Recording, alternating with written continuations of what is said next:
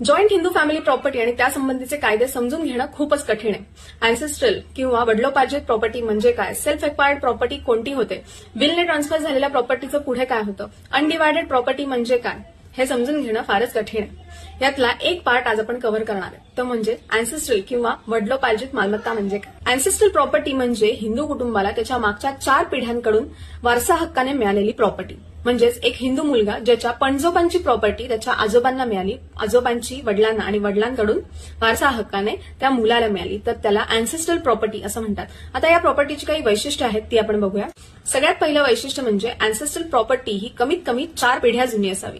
दुसरं म्हणजे ancestral property मधला अधिकार हा जन्मापासून सुरू होतो। म्हणजे समजा मी हिंदू जॉईंट फॅमिलीचे मेंबर आहे आणि अँसेस्ट्रल प्रॉपर्टी असेल तर माझा अधिकार हा जन्मापासून सुरू होतो, ना की माझ्या पूर्वजांच्या मृत्यूनंतर। तिसरं वैशिष्ट्य म्हणजे अँसेस्ट्रल प्रॉपर्टी ही अनडिवायडेड असावी, म्हणजे 4 पिढ्यांपासून त्या प्रॉपर्टीचं विभाजन झालेलं नसावं। ज्या क्षणी त्या प्रॉपर्टीचं विल, डीड किंवा पार्टिशननी विभाजन होतं त्या क्षणापासून ती प्रॉपर्टी अँसेस्ट्रल प्रॉपर्टी म्हणून ओळखली जात नाही। तुमच्याकडे असलेल्या प्रॉपर्टीचं प्रत्येक गोष्टीचं लिखाण आणि त्या प्रॉपर्टी संबंधित असलेली कागदपत्रे तुमच्याकडे असणं गरजेचं आहे, किती का जुने असे ना, कारण कोणत्या व्यक्तीचं मन कधी बदलेल, यू नेव्हर नो।